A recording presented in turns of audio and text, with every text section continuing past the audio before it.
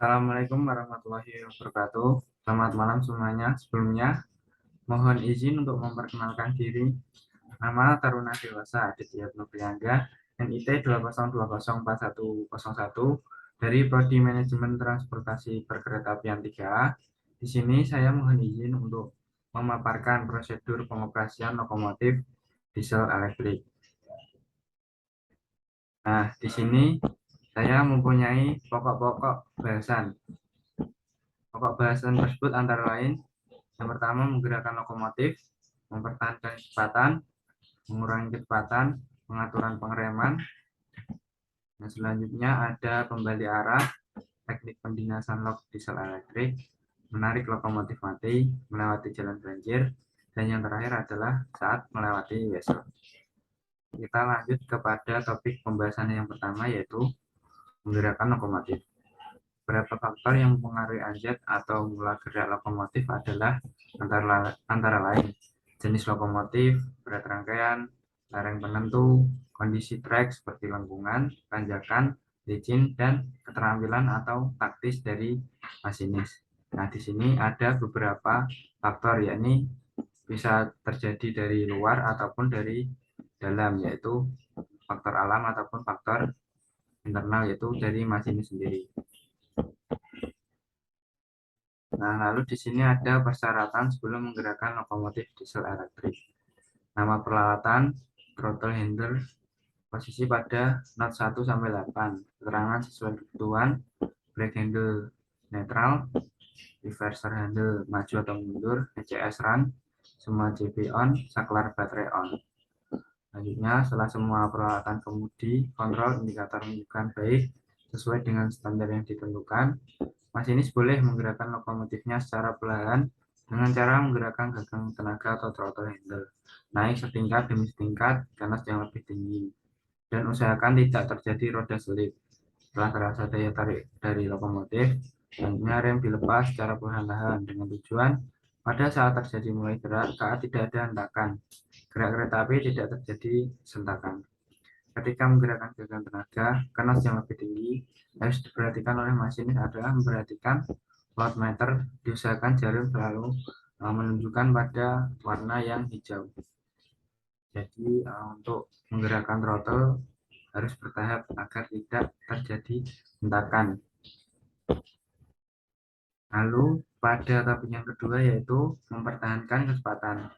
Untuk dapat mempertahankan kecepatan pada berbagai kondisi jalan, baik pada jalan datar, turunan, maupun tanjakan, masinis harus dapat mengatur antara posisi gagang tenaga, throttle handle, dengan pengereman harus selalu dalam posisi sesuai yang dibutuhkan. Di samping itu, juga harus memperhatikan yang pertama ada speedometer dan load meter, di mana kedua peralatan ini adalah sebagai pedoman pada saat menambah atau mengurangi tenaga dan melakukan pengereman. Jangan sampai penunjukan pada kedua peralatan tersebut melampaui dari batas yang distandarkan. Jadi saat untuk mempertahankan kecepatan, kita harus menengok dari speedometer dan load meter. Pastikan kecepatan sesuai dengan taspat dan SOP yang berlaku. Lalu topik yang ketiga ada mengurangi kecepatan. Mengurangi kecepatan dapat dilakukan dengan dua cara, yaitu yang pertama mengurangi tenaga lokomotif dengan menurunkan posisi throttle handle ke posisi yang lebih rendah tanpa dipengaruhi pengereman. Jadi pengereman di sini tidak dilakukan, hanya menurunkan posisi dari throttle. Lalu yang kedua ada mengurangi tenaga lokomotif atau menurunkan posisi throttle handle ke posisi yang rendah yang disertai dengan pengereman. Jadi pengereman di sini berlaku berbeda dengan yang pertama yang hanya menurunkan posisi throttle-nya, tidak dilakukan pengereman. Pengaturan kedua ini sangat tergantung dari situasi dan kondisi di lapangan serta tujuan masinis untuk pengurangan kecepatannya sendiri.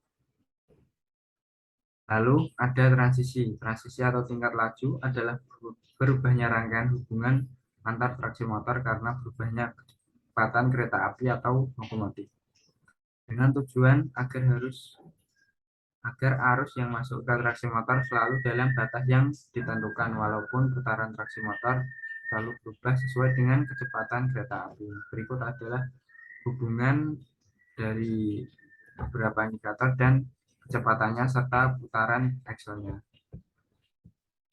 Lalu topik yang keempat ada pengaturan pengereman. Di sini ada pengaturan rem dinamik. Nah, di sini ada nama peralatan serta posisinya dan keterangannya. Seperti throttle handle, ada posisi netral, dynamic brake, B besar, B kecil, reverser handle, maju atau mundur sesuai dengan kebutuhan, dan lain sebagainya.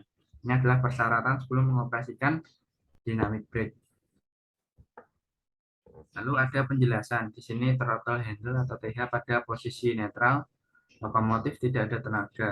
Reversing handle TH pada posisi maju atau mundur, akibatnya lokomotif bergerak. Ini sesuai dengan kebutuhan masinis, mau maju ataupun mundur.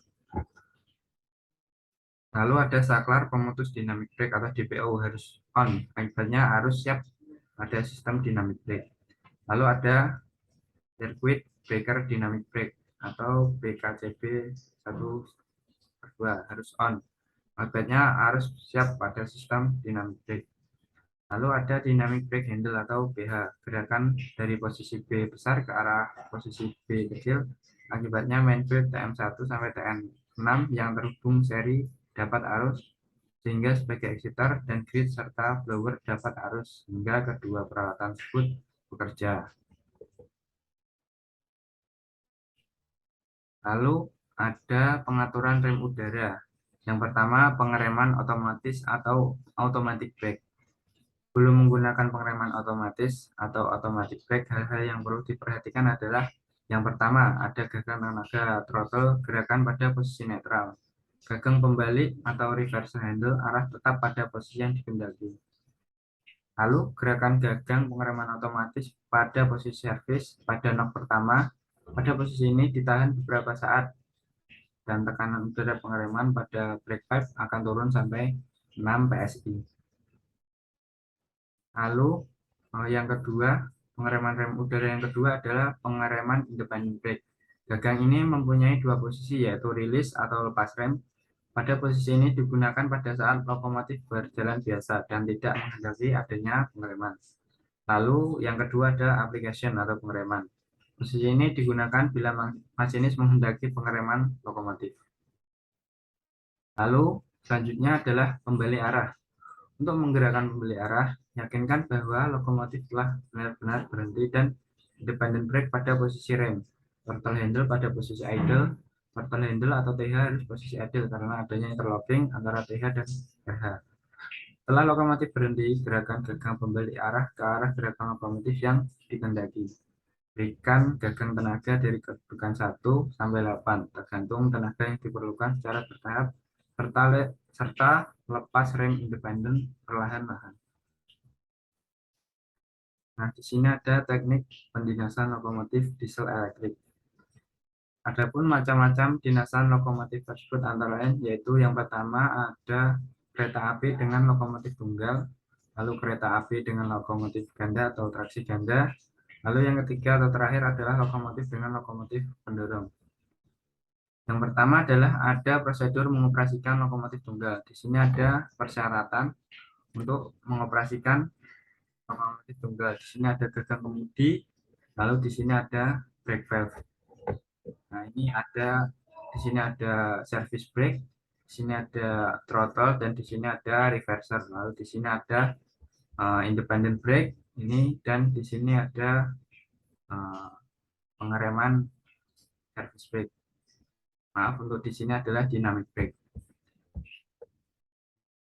Teknik pelayanan lokomotif ganda. Di sini sedangkan pengoperasian lokomotif ganda, teknik pengoperasiannya dapat dilakukan dengan cara yang pertama ada pelayanan individu. Pelayanan individu artinya dalam mengoperasikan lokomotif, masing-masing lokomotif dilayani oleh seorang masinis, baik lokomotif depan maupun yang belakang. Lalu ada pelayanan sistem multiple unit. Pelayanan multiple unit artinya dalam mengoperasikan lokomotif, kedua lokomotif dilayani oleh seorang masinis, yaitu oleh yang depan saja seperti pelayanan pada KRD atau KRL. Nah, di sini ada persyaratan lokomotif ganda. Nah, di sini ada beberapa peralatan. Di sini untuk lokomotif pertama dan di sini untuk lokomotif yang kedua. Ini sama. Yang membedakan adalah auto brake handle. Nah, untuk lokomotif yang ke-1 ini sesuai kebutuhan. yang kedua handle off, lalu cut out pilot valve ini berbeda, yang lainnya tetap sama. Lalu ada reverse handle, ini juga berbeda. Lokomotif yang pertama ini maju atau mundur, lalu yang kedua dapat menyesuaikan dari arah lokomotif yang pertama. Jadi yang kedua itu mengikuti lokomotif yang di depannya. Lalu ada persyaratan mengoperasikan lokomotif multiple unit. Nah, di sini sama persyaratannya. Nah, di sini yang membedakan ada reverse handle. Ini maju atau mundur untuk lokomotif yang pertama. Nah, ini agak banyak yang berbeda ya. Lokomotif pertama ini throttle handle 1 sampai 8, yang kedua ini netral. Lalu ada reverse handle, ini maju atau mundur, yang kedua netral dan handle dilepas. Lalu dan sebagainya. Ini adalah persyaratan untuk mengoperasikan lokomotif multiple unit. Lalu tapi selanjutnya adalah menarik lokomotif dingin. Lokomotif dingin harus dijaga oleh teknisi lokomotif guna menjaga dan memberitahu masinis bila ada kelainan pada lokomotifnya yang perlu mendapat penanganan sepenuhnya. Nah, ini adalah beberapa persyaratan untuk menarik lokomotif mati ataupun lokomotif dingin. Ini dapat dilihat. Lalu yang selanjutnya, ini melewati jalan banjir. Bila mengoperasikan lokomotif pada suatu petak jalan menghadapi adanya banjir, untuk lokomotif diesel elektrik hanya boleh dijalankan bila ketinggian air maksimum 6,35 cm di atas kepala rel. Dengan kecepatan maksimumnya adalah 45 km per jam. Pengaturan ini disebabkan oleh adanya traksi motor yang berada pada poros-poros roda, sehingga jarak ketinggian antara traksi motor dan rel sangat sedikit. Bila ketinggian air lebih dari 6,35 cm dari kepala rel, maka lokomotif harus diberhentikan dan tidak boleh melewati daerah banjir, dengan tujuan untuk menghindari kerusakan pada traksi motor atau peralatan listrik lainnya akibat adanya air yang masuk pada sistem kelistrikan. Nah, lokomotif diesel elektrik ini berbeda dengan diesel hidrolik yang dapat melewati banjir dengan ketinggian yang lebih dari 6,35 cm atau lebih dari yang diesel elektrik diizinkan.